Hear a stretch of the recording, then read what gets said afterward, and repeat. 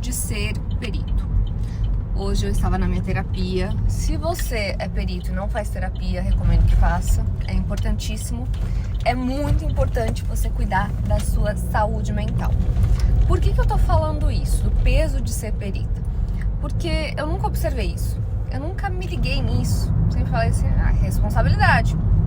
Responsabilidade. Mas, olha só. Quando você é perito judicial, você tem que, a todo momento, afirmar o seu valor. Isso é cansativo. Isso é cansativo. É cansativo você ler impugnações que questionam o seu valor. É chato isso.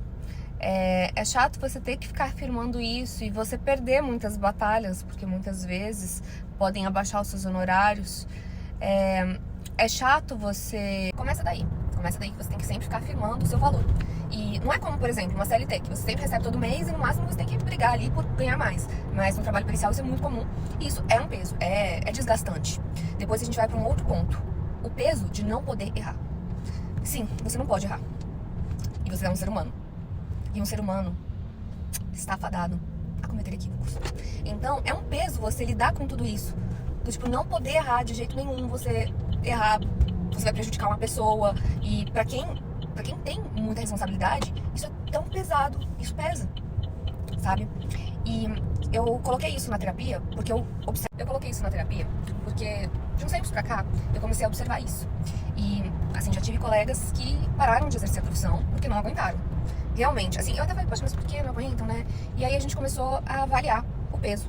E minha psicóloga falou, qual o peso de ser perita? Qual o peso? E aí eu comecei a colocar, elencar essas coisas. Pô, você tem que sempre afirmar o seu valor, o seu trabalho pode ser questionado mesmo você estando certo. E esses questionamentos, às vezes, te fazem questionar se realmente você tá certo. Você tem que estudar sempre, porque é uma baita de uma responsabilidade. Então, eu queria colocar isso, porque tem muita gente que entra sem saber desse peso. Sem saber do peso que você vai ter que enfrentar nessa profissão. É maravilhosa, tá, gente? Não tô falando que é ruim, mas tem o seu peso. Portanto, é importante que vocês observem isso e saibam que isso é um peso. Isso também influencia, porque às vezes a gente, por exemplo, eu me peguei muito cansada. Eu falei, poxa, mas eu nem tô trabalhando tudo isso, eu nem tô tão assim. E ela falou assim, não, mas e o peso de ser uma perita? Qual que é? Porque às vezes você nem tá, nossa, poxa, eu consegui delegar um monte de coisa. Poxa, uma pessoa pega o documento pra mim, outra pessoa me ajuda aqui, outra pessoa me ajuda aqui. Poxa, o que eu tô reclamando?